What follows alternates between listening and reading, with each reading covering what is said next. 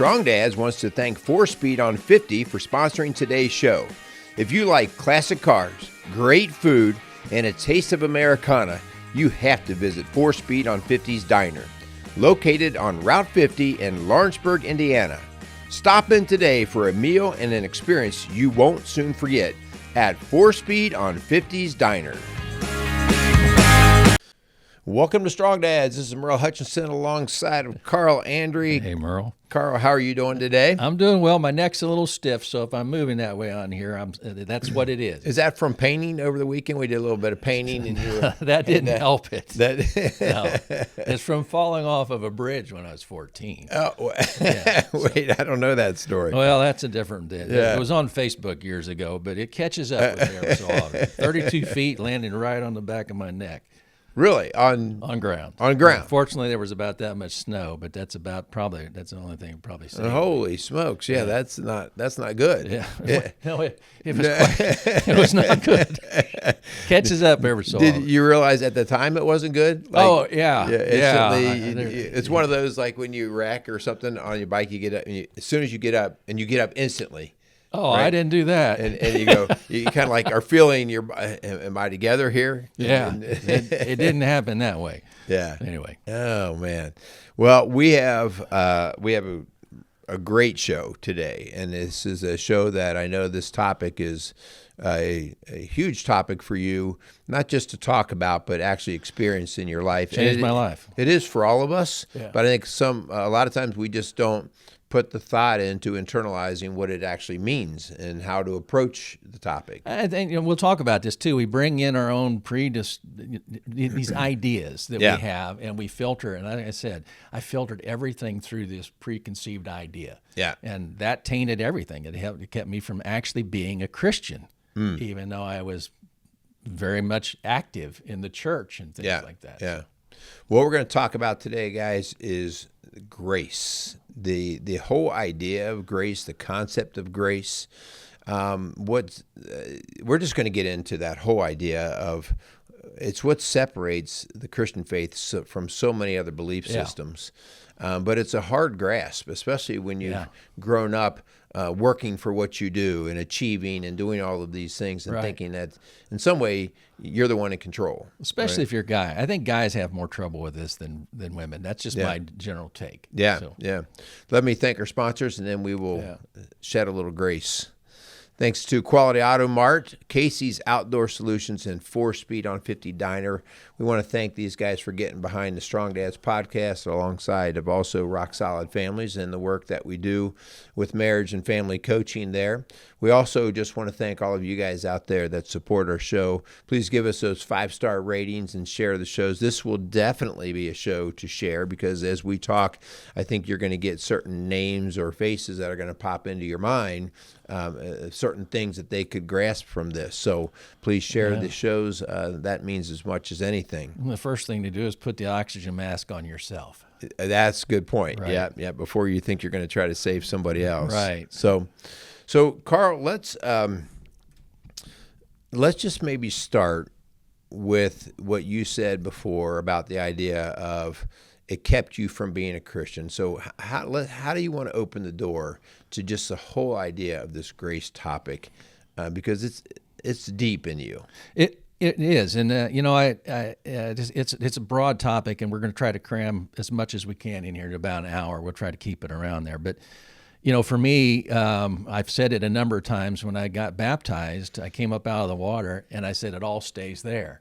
So you leave all, and the minister at the time said, "Yeah, it all stays there." Now, what went off in my head? The next thought inside my head was, "Okay, God, I'll take it from here, and I'll show you that I'm worthy. Yeah, I'm going to go about changing my life and becoming, better, good, a worker, a contributor, and that's the mindset I had because I really didn't understand the Christian message. There's so many people since I realized this when it hit me like an epiphany. I'd been active in the church. I'd led a lot of things. High profile in the early, like 20 years ago. And, you think somebody like that in general's probably got it down. I didn't. Christianity is not it's not what I thought it was. So, when I come up out of the water, I set about doing that. Yeah. I said about, I'm gonna strive and everything. And there's a passage in the Bible in Matthew that talks about, Lord, Lord, didn't we do this? Didn't we cast out demons? Didn't we do all these things? And God says, depart from me, for I knew you not. And I remember thinking, what do you have to do? Right. If this person that's in this passage is saying all these things, what chance have I got? So I filtered it through a works mentality, a self-righteousness mentality. And eventually I ran out of myself. I came up, there was as we don't want to get too far out in the weeds, but the church split and my role and all that. And I became very distraught. And I came to the end of myself, and I was watching this preacher on television. I really can't even say what he said. I don't even remember what it was, but it hit me it just started unlocking all these years of study and what I had missed. And what followed were the best 30 days of my life. I remember you going through that time. Oh, it's, and the bad thing, I'll say this, if you haven't had that realization, coming out the backside of that was tough. Right. Because it was such a high. I had come to understand the true love of God and what grace is really about.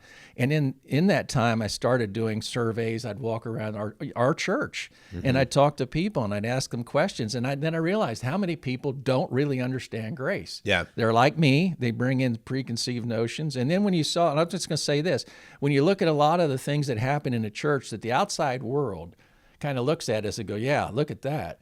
It's tied to a lack of understanding of grace. Absolutely, yeah. Because we become righteous in our own eyes, from that standpoint, which creates pride and all those things. So what was interesting was the Bible that I had studied, all these passages were there, all these things were there. I just could not see it because I had a preconceived notion of how Christianity worked and how the relationship with God and Jesus worked.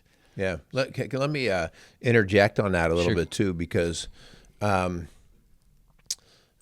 I first started attending the church that we attend now, even though I grew up Catholic, I was now in my early 30s, I did not understand this concept at all. And we were at a Bible study, and I was as ignorant as could be. I just had bought my first Bible, and I was like a kid going to school with my big, thick new Carrying Bible. it in the box? Did you still have the box? I had it in the box. The presentation box. Yeah, and we were actually at Christina's restaurant. Do you remember Christina's restaurant? Yeah. We were there at that for Bible study, and the question came up, and if you died today, are you going to heaven? Yeah, that's a big question I used to ask. Yeah, and I was one of the first guys that got the answer just because of how it was going around the circle, and I was like, well, it depends on the day. Yeah. It depends on the day. I hope so. Yeah. That's the most common. Yeah. Yeah. Depends on the day, the moment, and everything like that. Yeah, because if you catch me doing something good, God, if you catch me doing, like I just helped the little lady across the street, and I get hit by the car and she doesn't, good, you're going to heaven today. As long as the good, bad needle is toward the good side. That's how I operate. Oh, yeah. I'm serious. Yeah. Like, man, I hope he doesn't take me today, because today's been a bad day. Oh, man, I just messed up, right? And then the guy who followed me was our preacher. Okay. I'll just say Mark is all I'll say. Okay. Yeah. And he did not look down on me or anything. He was fantastic about it. Either. No, and he just said without any question, he went, "Oh no, if I die today, I'm going to heaven." And you thought? I said to him right there, "You are so arrogant." Arrogant. That's what I said. Right. And he said, "What do you mean arrogant?" And we got into this discussion, and I really felt like he was wrong. Yeah. And he does not condemn me at all. He's just like, no, like it's not about what you're doing. And I had to grapple with that for some months. But once I started to swallow that, like, oh, wow. Because I'd never, to that point, really heard works mentality and works salvation. I was so young, those were unfamiliar words to me. And so that was my first understanding of grace. And I didn't even know what the word grace was at Grace, the time. yeah. But I just share that because some of you may hear that. Oh, like, yeah. if you die today, where are you going? Well, it doesn't really matter about today. I guess it could, right? Like if today you intentionally... Well, it doesn't matter. But it really doesn't matter. Yeah. There's only one place, and there's a debate on that. We'll get into that, and what Jack Cottrell used to call spiritual suicide. Right. It's a concept, and I'll say this: if you're out there, and I ask you that question right now, and I walked around church and asked a lot of people that because I was curious. If you died right now, would you go to heaven? If you're doubtful, if you wonder, you really need to hear this. Yeah. And I'm going to say right now, these things are right in the Bible. Mm-hmm. They were always there, but because I had a way of thinking again, I filtered everything I read and categorized it and fit it into that thing. And when it came off, when those scales, like with Paul, came off of my eyes and I was able to see it, everything was new in the Bible. Yeah. Let's go back to Adam and Eve. For so long, I thought that when they ate of the apple, that God said, bam, I'm going to curse you and put you out of the garden. That's the only way that I saw that. The only way that I saw it. And I had a Wycliffe Bible, I still have it, Wycliffe Bible commentary. And when I started to understand grace, I realized, no, the primary reason that he put him out of the garden was, do you know? I don't know if I've ever talked with you about that. Well, because they disobeyed him and chose their way. That was the catalyst. But what's the primary reason, would you say? I don't know. Yeah, no. I would just say because they disobeyed him. Okay, so it's interesting in the Wycliffe Bible commentary, when you really look at what's happening there, the next thing God says is we must keep them from getting to the tree of life, lest they eat of the fruit and live forever. Now, what's happened in this moment, what I always looked at is condemnation that God is punishing, and that's part of it. They've made a mistake. They've brought sin into the world. Up until sin comes into the world, there is no death, there is no corruption, there is no sickness, there's none of that stuff. So what that is, and it's right there it was right there in the Wycliffe the whole time. I never really bothered to look at because I was so sure about what was happening. Right. The problem was, if you couldn't die, you're going to be stuck in this world forever. What if you had arthritis? What if you had cancer that was devouring you piece by piece, or some terrible? What if Hitler couldn't die? You look at the evil and things in the world. That was actually an act of mercy. God said, this has got to end. I am not going to leave you here. Unfortunately, you have to leave the garden, but I'm going to protect the way to the tree of life so that you don't live forever. Otherwise, what is the problem there? If you really think about what is the issue if they did live forever, the problem is they live forever in a sinful world, in a fallen, painful world. Yeah. So I never saw it that way. And what I didn't catch for the longest time is that up until Moses, there was no law. Yeah. Sin was not imputed to man. And you go, what? Yeah, they're doing some crazy things. In fact, it gets so out of hand that he destroys the world, all the people in the world, because there was no way to make them righteous. There really was no way to make them righteous, but there was no law. So until there's law, there is no sin. Now, the people look at that and go, well, yeah, there is, but we would not have known what sin was. It's not identified, yeah. Right. So I looked at that and said, so it's basically like if you are driving down the road and there were no speed limit laws or anything, you would drive carefree. You would drive whatever speed you wanted. Even if people were getting killed from it. Right. Even if you were getting killed from it, it's still your prerogative, but you wouldn't be so fixated on, is a police officer going to pull me over and am I going to get a ticket and a fine? It's only when that law goes into place that you then become conscious of it and that you become worrisome about it, that you then begin to dwell on it. So then you look at this and you go, so up until the law, there was no sin was imputed to man. God was dealing with man in mercy. And that never occurred to me. I just figured it was all the way along because you looked at Adam and Eve. If you categorize that as strictly punishment and not an act of mercy, then you start figuring all this stuff is being, he's going to come down. I had a wrathful God. I had a God that I felt like was sitting on his throne waiting up there, to punish you. Wham! Look what he's doing Right. today. So that's the perception I had. One of the things that I had down here is you'll never experience God beyond your conception. So if you have a God that is a tyrant, if you have a God that is waiting to smite you, if you constantly feel under this burden, and Jesus says, "Light is my burden, easy is my yoke." I'd say if you ask most Christians, that's not it. Yeah. That's not it. They're constantly hand wringing. They're wondering if they're doing it. Remember a phrase that was thrown at you once. Carl, I think you need to get a different God. Oh yeah, Remember yeah. that? You need another God. Your God is killing you. And I had the wrong idea. As I've said, when you're a child, you don't really have the ability to dispel things. To push back when you see things or things are said to you. So you form a God, based on a patchwork of things. And I think sometimes for the most people, it's the first God is their parents, Right? And how your parents handle your How they heart. teach it. That's right. Right. So that becomes the archetype, if you will, for what God is like, and you carry that forward. So, back to Adam and Eve, you look then, you've got Cain and Abel. You've got Cain kills, he's the first murderer. Right. First murderer. So what happens there? You see that he pronounces, God talks to him, and he's flip with God. Who am I? I'm not my brother's keeper. Talking to God that way. Yeah. So this is flip attitude, and God says this is what's going to happen, and he says it's too much. I can't bear it. So God marks him in a way that he's protected. Now this is the first murderer.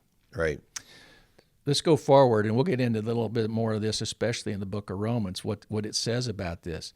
But you go forward to when the law comes into place, and one of the first people to violate the law after Moses brings it down picked up sticks for a fire on Sunday. And they go to Moses, and they say, "So what shall we do?" And he says, "Kill him." So now we've got a law that is what we're being held to. So the next, for me, I'll just keep going. The next thing that I realized is, when I was growing up, we used to watch the Ten Commandments with Charlton Heston. And there's that moment. It's coming up on that time right now. Yeah. He comes down off the mountain. He's got the tablets and, standing up there, and his hair's flowing and everything like that. He's got the Ten Commandments. So in my mind, we've got a set of rules. So if I just live by that set of rules, I'll be okay. And that's not the case at all. So, when you see what's really happening here, when you understand, especially from Romans, that's not a blessing, that it's a curse. It's a curse, and it's even called that in the Bible. The law was a curse, and he's bringing this down now to make us conscious of our sin. It wasn't a blessing. So I'm going to fast forward and say, as in the beginning, between the time of Adam and Eve to the law, when the law with Moses came in, sin was not imputed. Today, since Jesus was crucified and risen, sin is not imputed today. We are not under the law. People now they're complementary to each other. We needed the law Right. in order to know what sin was back here, but today we are. They're not compatible. They're complementary but not compatible. We are not under law today. Gentiles were never under the law, Right. as it reigns. So that's a lot to digest. But the difference in that is, one of the things I came to realize is that somebody said, "Are you driven or drawn?" I was driven. I wasn't drawn. Driven to do. Driven to do, figuring I had to please God, not drawn because of the love of God and what he did instead of what I'm doing. So as you're talking about that, the idea of, we have the law, but now we are not held to the law. Because now that we have Christ, we're not held to the law because grace covers it. Covers it. Right? So it's not that the law doesn't exist. It doesn't exist. Right. And you look at what the purpose of the law was. The purpose of the law was to knock you so squarely on your back that the only place you had to look was up. Yeah. Because if you really understand the law, you can't do it. It was made to show you can't do it. Well, I think the interesting thing too, Carl, is what happens with human nature. When you become a doer of righteousness, everybody has to outdo. And so you go from these 10 commandments to over 630 different rules, right, of laws. Can't pick up a handkerchief you can't and do, carry yeah, it. you can't do all this. And you got to walk a certain way and talk a certain way. And as well, because one man thinks this is just a little bit better way. Yeah. And we start just teasing this thing out to what we think of, we're going to live in perfection, which is exactly the most contaminated thing that you could live in, right? Because you can't get there. Right. It's poison. It's toxic. So I think that's part of when we recognize when Christ comes in and just says, no, you can't do it, guys. Just die you to can't self. do it. Yeah, but it's still so hard. To. Because then the other side is you'll get the pendulum seems to swing both ways. So you're saying I can do anything? Which is interesting because that's one of the markers I tell people. If you look in the Bible, there are 3 instances where the message, the gospel message, is laid out, and the response is, "Well, should I sin more?" Right. And grace is so... Paul talks about this, right? Yeah, so should I go and sin more? But that's, when you really think about it, and I just, for listeners out there, you think about, can you ever imagine laying out the gospel to somebody today and having them say that? But the real gospel, as it was proclaimed in the early part of the church, solicited that kind of response.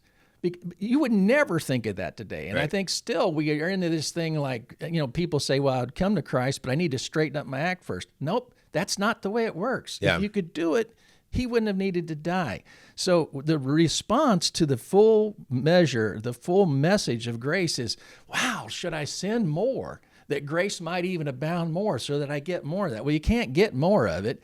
But right. That's the kind of response that when you finally realize what Christ has done, that it's sealed up with him, that sins past, present, and future are all on the cross. We're all stuck to the cross.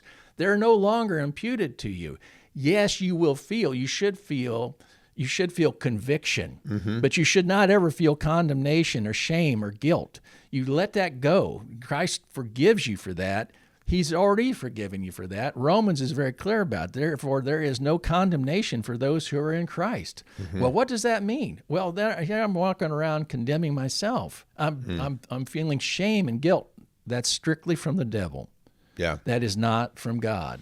So I look at it and go, one of the things that happens with this, and you see it with the Pharisees, and you see it in churches, and I saw it myself.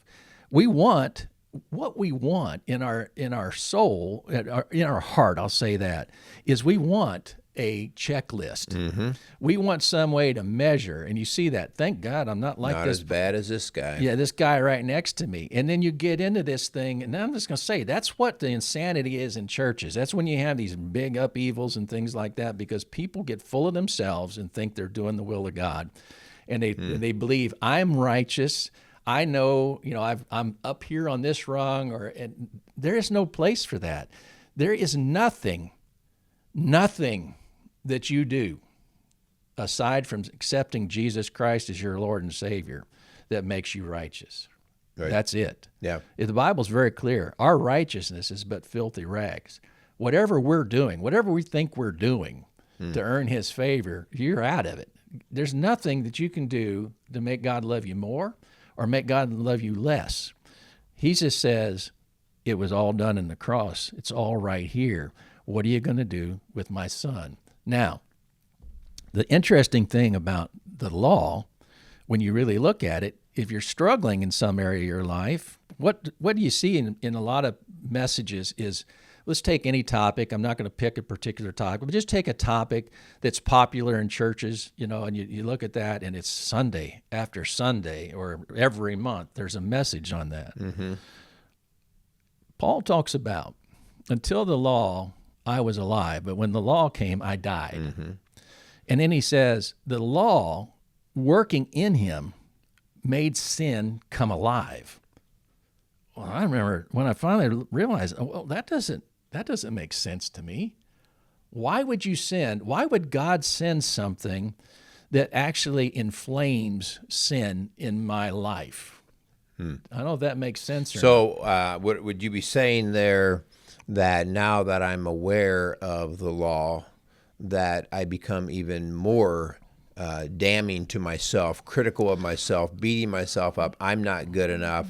Redoubling your efforts. Yeah. And whatever you focus on, there came a point for me in my recovery where I realized that I needed to leave behind this focus on being a recovering alcoholic. Yeah. Because if you focus on that long enough, and it was interesting because at the 9-10 year mark, people would start saying, well, be careful. You heard about Archie. So you're not free. If you constantly dwell on something, you're just breathing life into it. There's a way to get out. There's a way from on the grace end of it to leave that behind, because the energy behind that, that your turmoil, this turmoil, inner turmoil, that the guilt and the shame and the condemnation is fuel for this, and you're focused on that. Well, I shouldn't do this. I shouldn't do this. I shouldn't do this. And you're focusing on that. All you're doing is breathing life into it. It talks about so many places in Romans. If you just go in there, it's like Romans 3:19-20. It's and part of that says, because by works of the law shall no flesh be justified in his sight. For through the law cometh the knowledge of sin. For the law worketh wrath, but where there is no law, neither is there transgression. But sin, finding the occasion, wrought in me through the commandment all matter of coveting. For apart from the law, sin is dead. What? Sin is dead apart from the law. So today, it's all put into grace. Do you accept that there is nothing that you do that makes you righteous? And one of the things I heard that really changed it for me was that you are as righteous as Christ. Now, if you're out there and I were to ask you that question, which I did, are you as righteous as Christ? Well, you would first of all, no. Even if you thought that you were, you would say no. But it's right there in the Bible that you take on the moment that you accept the free gift of Christ. You take his righteousness. And it's right there in the Bible. It says that you take his righteousness. You become as him. And he talks about, as I am, so shall you be on earth, in this world. Well, what does that mean? So the best way I heard that was when you appear, let's say, and you died right now and you appear in heaven, when God looks over, you're in Christ. You're enveloped in his grace. He doesn't see you. He sees Christ. That is hard for people to accept. That's the two become one again, right? I think it's, let's just slow down a little bit from the idea of, I get what you're saying if I am totally into Christ. But I have this thing called doubt. Yeah. I waver. Some days I'm very faithful, and some days I question whether there's a God, right? Or at least my actions show that. I go out and I second guess things, right? And so if I were fully into Christ, then I could definitely understand. I have no worries. I know how this all ends, right? But if I have second guesses, or if I'm wavering in and out, did I fully commit to being in his likeness? And I would say that I still struggle with that. I get it intellectually that I'm there, but sometimes my thought is, oh, I'm hope I'm going to be forgiven from this one, right? Or I hope that this is not a black mark on me, because I see it through human eyes, not Christ eyes. You're keeping score. Yeah, exactly. It's hard. Why do you think you do that? I mean, you see what's in the Bible. Yeah, I know. I think it's because of being aware of the law. It's because of understanding justice, and you're going to pay the price for that. Yeah. Well, you got what's coming to you. Well, sort of like what people wrestle with. I mean, like in the last moments before Hitler killed himself or whatever happened there, he could have accepted Christ and been in heaven. Yeah. Yep. Yeah, and it's like, no, I don't want to believe that. Yeah, you see, that's the human side of me that I still wrestle with. And I think when you went through this, and I remember you really just saying, having your eyes open and being on top of the world. Oh, yeah. And you said, I will never ever struggle with depression or any of that again, because now I know. And That was during that 30 days. That was in that 30 days. But I remember saying to you, wait, the human side is going to be hard to fight off here. In other words, because it comes back into us. Right. Like if everything here, like if you were purely into Christ all the time, then things like depression wouldn't happen. Right. At least I should just say maybe there's a mental illness of depression, but there can also be a thought process that gets us to depression. Absolutely. Right? And so I think we all can kind of fall into our human ways. Right. And the next thing you know, we start to, how did I get here again? Anxiety would be mine. Why would I be anxious when I know God's going to carry me through this next turmoil that I have? Why would I be anxious? I know how he carries me, but do I fully trust? That's tough. That's and it talks about all this when we look back at how this plays out. Abraham, Noah, Moses. They were none of them were justified or by their works. It was by their faith. Yes, it was faith. So it's all about faith, And I used to say, I still say it, I still believe it. I say that there's not a problem in our life that's not directly tied to our relationship with God, and that is the fact that we either don't completely trust or we have an agenda that we think the way things should be. And I'm going to kind of step on toes here. A lot of the music we even sing talks about like God never fails. You always come through. I'm going to call it out. We sing a song at church that says, "He hasn't failed me yet." Right. And he hasn't failed me yet. And I'm like, are we really singing this? Yeah. He hasn't failed me yet. As if I'm questioning, like, it sounds good because they rhymed the next sentence down, so maybe we had to use the word yet. But I'm like, that's not good. That's not good that I would even have a question that he would fail me. I would fail me. It's tough it is tough to say completely that there is a plan. God is in control. To be like Job and say, you don't understand what's happening. But I think sometimes we get into this thing that, if I just pray enough, if I do enough, if I've worked enough, if I've earned enough, that, God never fails. He always comes through. Well, the way we think he's going to come through is not necessarily the way he's going to come through. Yeah. And I think it sets people up. And there's somebody we're actually dealing with right now who's going, I don't understand. And it's like, because you have a preconceived notion of how things should be. Yep. I think it's dangerous to say he never fails. There's going to come a time where, regardless of your prayers and regardless of your desire, the answer is going to be no. Mm-hmm. And you'll count that as a failure. You'll count it as a failure or wonder, what happened, God? Didn't I? And then you'll be like, maybe, I hope not. Didn't I do this? Lord, didn't I do that? Now I'm being punished. Yeah. And he's going to say, the thing about that in Matthew is, what that person is saying is, look at all that I did.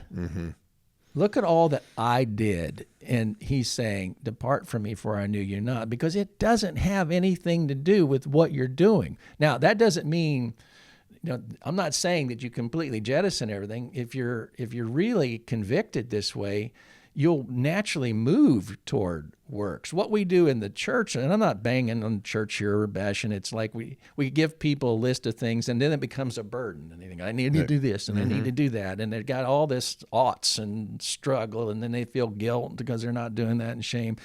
It should be, some area of your life, you should move, in a natural progression.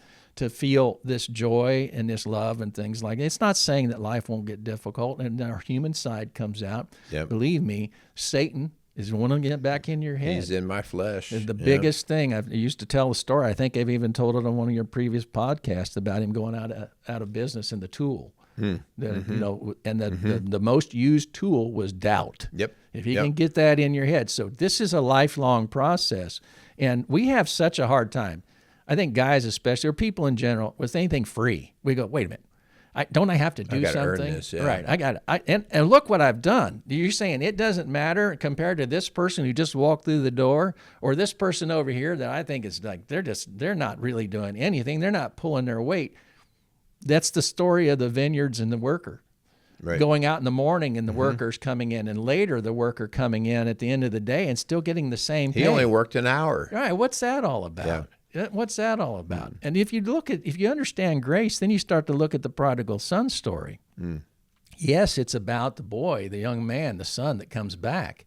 But the bigger story is the legalistic brother who's outside the banquet going, hey, I've been here. Look all I've done, and you didn't do this for me. Yeah. He doesn't. That's the antithesis of grace. The son that came back is experiencing grace, throws the robe, puts the ring on, gets the fatted calf, loves on him, sees him coming from a distance and runs to him.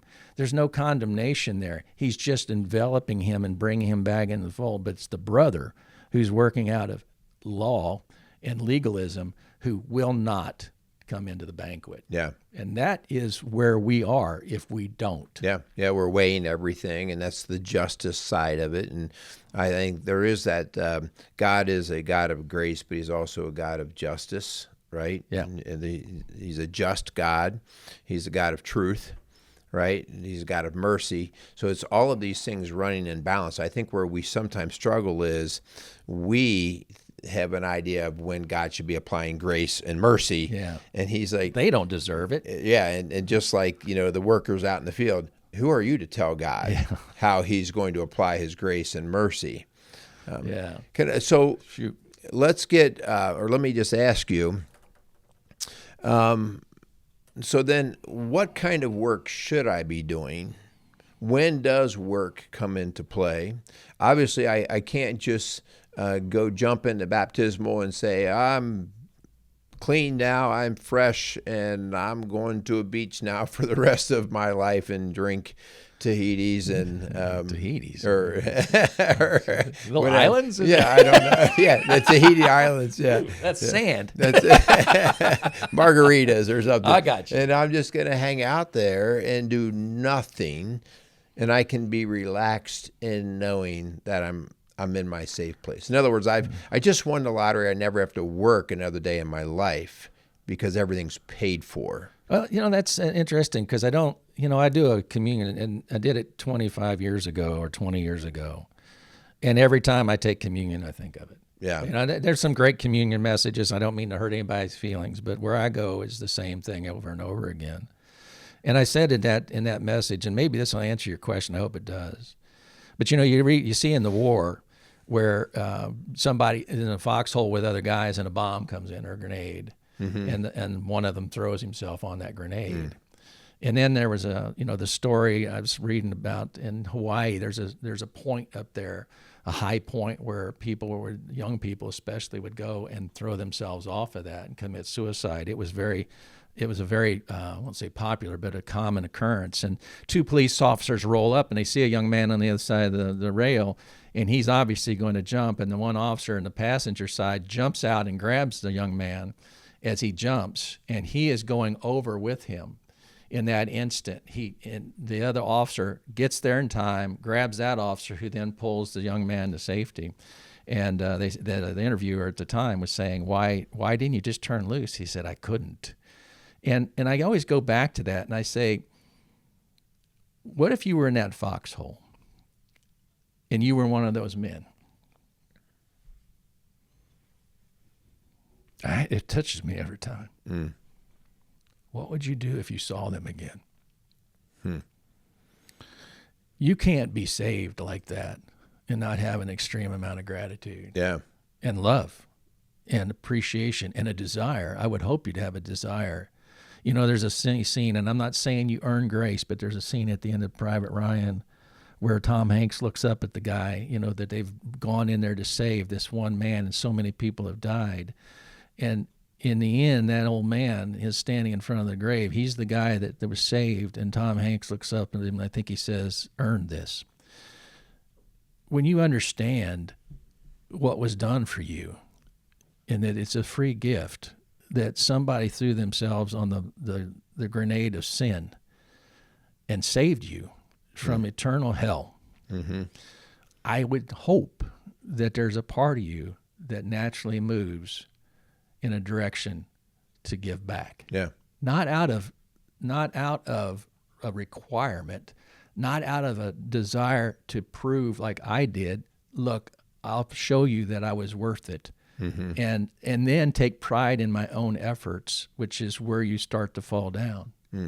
But to be giving just out of that love and appreciation that you have. Every time I do communion, I think of that. Jesus said, do this in remembrance of me. We can talk about a lot of things, but it's really a little memorial to say, I did this for you. Understand what I did for you. I don't know too many people that if they fully understand the message of grace and what they've really been given, that wouldn't have something in them that would move them in a direction to do something. Yeah. I don't know if that's a long answer. No, I love it because it's that idea of that grace that was poured over us and saved us is what allows me to recognize I stand. So this gets to me back to what patriotism can be about. Yeah. That the United States is not great because I'm here. The United States is great because of the many people that I stand on the shoulders before. And because of what they have done, it makes me want to serve this nation like they did, right? Because hopefully I'll be serving the next generation. And so that's that patriotism thing. Those people gave to give what we have. Some gave all. Yeah. Yeah. And so that's that same thing here, that Christ gave all for us now to say, I want to now give this. I want to serve. In Matthew 7:21 and 23, this gets, he's talking about the true and the false disciples. That's exactly the one I've got written up there. Yeah, and let me just read that. It says, not everyone who says to me, Lord, Lord, will enter the kingdom of heaven, but only the one who does the will of my Father who is in heaven. Many will say to me on that day, Lord, Lord, did we not prophesy in your name, and in your name drive out demons, and in your name perform many miracles? Then I will tell them plainly, I never knew you. Away from me, you evildoers. Yeah. And I think he's talking about there, like, you were all about the doing for the sake of patting yourself on the back versus understanding the grace and just serving others. Yeah, and faith without works is dead. We see that in James. But you know, the answer that person, whoever this person is in that passage, the real thing they should have said is, I'm with him. Yeah. That's it. You know, none of this, Lord, look what I did. Look what I've done, all this stuff. It all comes down to, I'm with him. Jesus has got me covered. It's so hard. You know, in Romans 6:14-18, it says, for sin shall not have dominion over you, for you are not under law, but under grace. And you go, well, gosh, sin's in my life. No, it's not the difference of like when we had the law and God was dealing with man through the law. It's forgiven. You know, and I tell this story, I might have told it on here.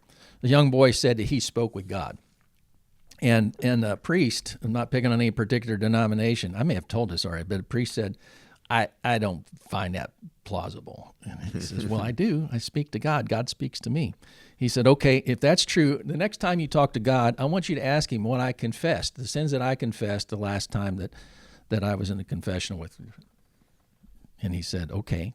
So they went away, and have I told you this? No. All right, they went away, and the boy comes back, and they meet again, and he said, did you talk to God? And the boy said, yes. And he said, so what did he say? And he said, God said he forgets. So you either got a con, right, or you got the doctrine. It's not held against you. Right. You know, we see that. It's forgiven as far as the east is from the west. The further you can move, and I'm not saying this gives you carte blanche. There's a saying about, is that easy grace or greasy grace? It's not giving you, back to what you said.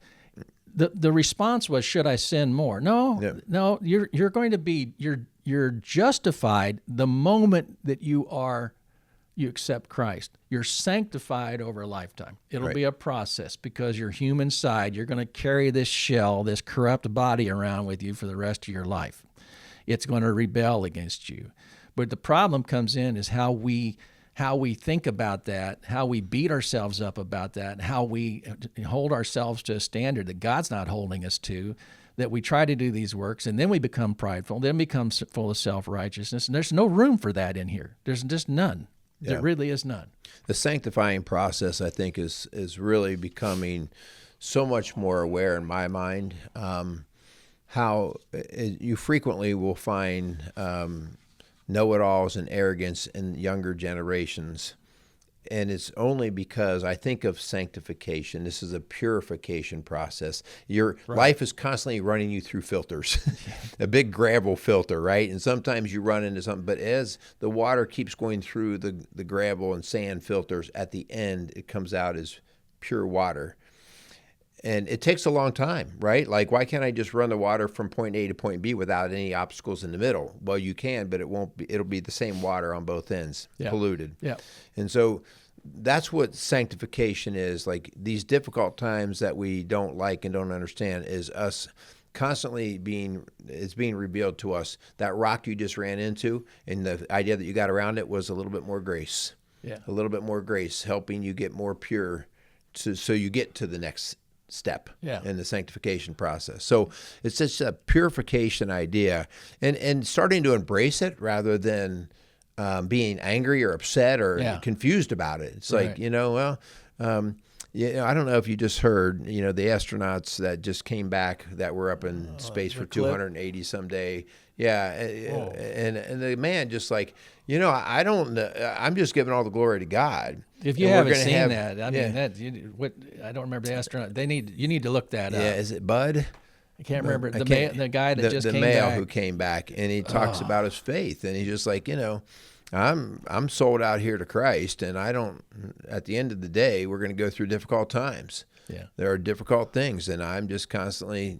He's revealing who I am. He's in control. Yeah, he's in control. I'm trusting him. He's in control. I think about those guys, and I don't know all the ins and outs of what it's like to live at a space station. But I think the first day I would have realized that I had no way home. This isn't like an Uber ride, right? This is like, oh my gosh, and I don't know whether I would have panicked and freaked out and lost my mind. These guys just seem to be right on target. They did their daily work. They did their jobs. Now, maybe personally they did freak out. I don't know. Probably have to do that stuff to keep from freaking out. Keep your mind occupied, keep some sort of regimen going. Because I can tell you, I'm not claustrophobic, but the one time I got stuck in a corkscrew in a cave, I went from zero to complete. I mean, I thought I was going to lose my mind. Yeah. And I look at those astronauts and I always think about just one little washer from a prior satellite, hurtling through space, going to go right through that thing at any moment. I'm not made for that. I'm not made for that. Yeah. But just the trust and the faith, and then through the difficulty, that as grace carries you through, and you come out better on the other end when you recognize, because you can come out bad on the other end. Yeah. You can come out angry. You can fight. Yeah, you're frustrated and less faith, or you can come out more purified and saying, okay, I made it, and I give the glory to God, and I'm stronger for it, So, one of the things we didn't talk about, I want to cross this, and this is a Carlism on that note, I think. The law talks about, if you think about the law, if you want to go by the law, if you wanted to go by the law, theoretically you could get in heaven if you did nothing against the law. That would be more of a Jewish way of living. Well, right? Nobody had done it yet. Right. Christ was the first one to overcome sin and not then be blameless. But in the law, if you violate one law, you're guilty of all of it. Yep. All right? I have a Carlism that says, to the extent if in any area of your life you believe that it's your righteousness, your acts, your goodness that does that, you violate the entire message of grace. Right. You've just turned your back on grace. Yeah. At least the fullness of it. Yeah. You're not accepting that. Okay. Yeah. Carl, I don't know if you have another particular area you want to go to or whatever. I feel like we could talk forever. Yeah, I mean, I really love the topic, and I love the topic because it allows us to actually take a breath. Yeah, and get off of the treadmill of trying to win when we're actually losing our mind, losing our energy, losing the internal turmoil battles that we have, and learning to just give up on some of this and let grace flow over us. And the thing about it real quick is true repentance and understanding the true love of God, which is hard. I think I said it in our last podcast. Guys have a hard time with that, with God loving them. It is so freeing Yeah. It is just you will never really if you have a tyrant God or a God that's measuring you, or you're constantly measuring yourself again, you're really never going to trust that God. You're really never going to turn yourself over to that. For me, when it hit me, I had never experienced that in my life. I'd never experienced that with my parents. I'd never experienced that in any relationship. I love my wife. But I came to understand what was really happening, what grace was all about, that I was enough. That with all my flaws, with all that, I didn't need to strive and prove myself to do anything. I can't explain it. It was the best 30 days of my life. And then come out the backside, it was tough. But so many people, I think, go down into the baptismal of the water, and they're thinking, all right, checking the list. And they're like me. I wasn't a Christian. I wasn't a Christian in the true sense of the word. Christianity is different than any other world religion in this fact that it is a free gift. Yeah. So, one are you going to, real quick, I was going to ask, are you going to put are these going to be available? Yeah, I will put all of these scriptures, we'll put them in the notes. Okay. Yeah, and I real put quick, a link to them. Everything I've said here to you, I had compiled a list of scriptures and things like that. I just challenge you, go in there and read. Just read for yourself. I'm not telling you anything. I'm not twisting words. Right. These are there. They're always been there. So, I would say, like, if you're going through if you're listening to us a little bit, one way that I've recognized my continued struggle or slipping back into me being in a place I shouldn't be is when you find yourself frequently kind of living in the comparison model of life. And because if I'm good enough, right? So I'm always measuring myself against Carl, against my wife, against the guy down the street, against, and so if I'm always, because this is like, at least I'm not as bad as, or at least I'm better than. And so that comparison model is putting my worth in the hands of other people or things that I don't have control over, versus putting my worth in Christ.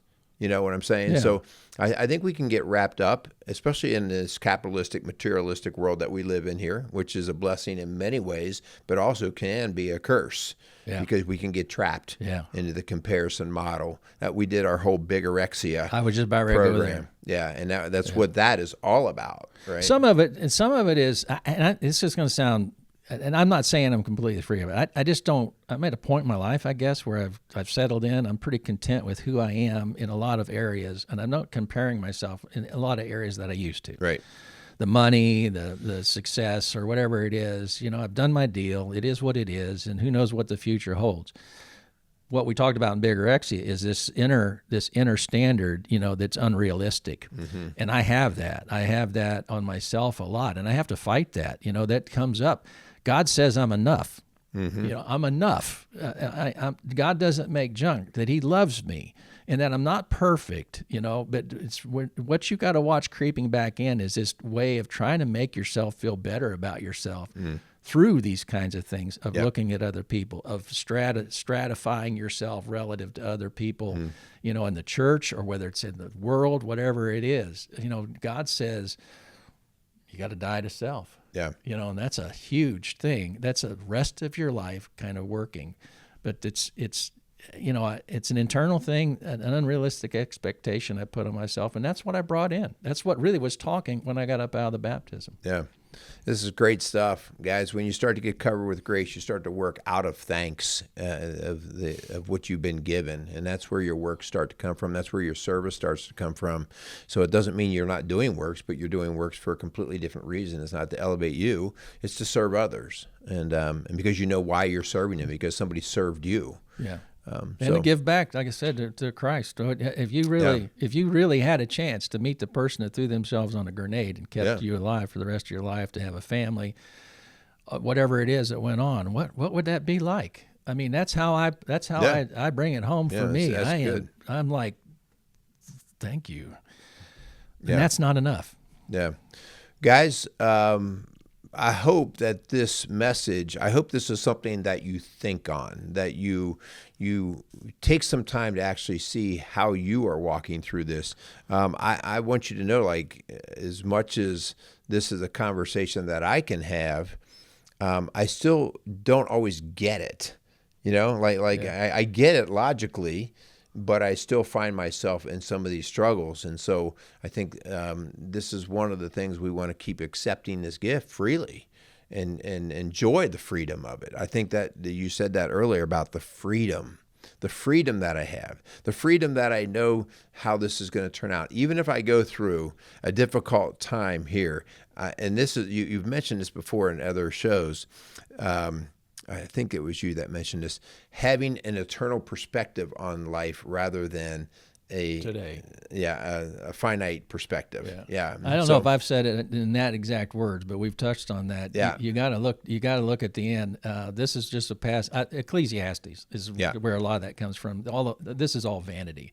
It all passes away. It all goes back in the box. So having that eternal perspective of saying, this is where I'm headed. And if you don't know for sure you're going to heaven, you really need to get into this. If you're a parent and you've got children, I'm going to tell you just real quick. There were two men that I sat down. One I sat down at Chipotle, and I sat down with the other in the fellowship hall at the church. And I said, when this was coming out, I said, in Romans, I'd just say, get into Romans. The first one I asked, do you read Romans? He said, nah, it never made any sense to me. This is a man that grew up, his father was one of the most respected ministers in the area. Mm-hmm. And he grew up in that church, a great man, and he's been active in the church the whole life. We sat down at Chipotle, and in about 20 minutes, revolutionized his life. He said, I've never understood it. So you can be in a church, you can think you understand. I'm not saying that you don't, but you can think you understand. If you can't read Romans and understand what's going on in there, then that's the problem. I'm going to tell you, you don't understand grace. So get into Romans especially. I love it. And Romans is what opened my eyes. First several chapters especially, you just look at it, it's right there. I mean, it's been there the whole time. Yeah. So, all right. Guys, we want to thank you for listening to the Strong Dads podcast. We want to continue to ask for your support, but continue to hopefully provide you with strong messages. I probably going to make a little announcement here. There's a new man coming on Strong Dads. And so Rock Solid Families is hiring a new, we've actually hired, and he will be starting here soon. His name's Andy Dalton. If you're in the Cincinnati area, this is not the Andy Dalton football player that you may have been aware of. This is another young man who is going to be coming in and being one of our coaches here at Rock Solid Families. But Andy's going to start joining us in these shows as well. And he's going to add a different flavor. He's one of these 30-somethings, He's got pup. He doesn't even have arthritis or anything yet. Yeah, you're going to have to really guide him. Keep him between the guardrails. Yeah. I'm going to tell you, Merrill, I've really enjoyed it, and I appreciate you having me the times you have, and I'm sure he's going to do a great job. Yeah. Well, I appreciate what you bring in, and hopefully you won't be a stranger to it. If you get a topic that's burning in your head and you feel like you want to go down the road, I want you to... UTI? Is that what we're talking? We got an antibiotic for that. Enough of that. Yeah. We want to thank Quality Auto Mart, Casey's Outdoor Solutions, and 4Speed on 50 Diner. Again, thanks all of you guys for continuing to listening. So go out there and be a strong dad.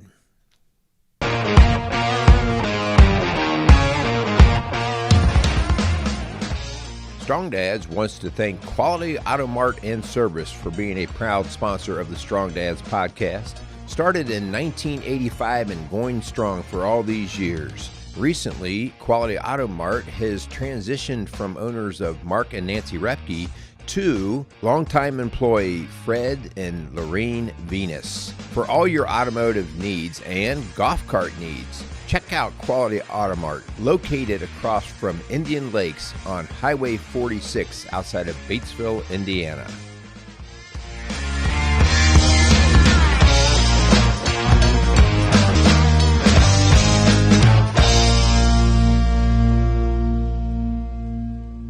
Casey's is a premier garden center and gift shop located in Lawrenceburg, Indiana. Casey's offers a wide selection of plants, landscaping materials, home and garden decor, and gifts for every occasion. Casey's is committed to providing exceptional service, a unique shopping experience, and value to every customer. Stop in and see what makes Casey's so unique. Located at 21481 State Line Road, Lawrenceburg, Indiana, or call 812-537-3800. Let Casey's help you add beauty to your home.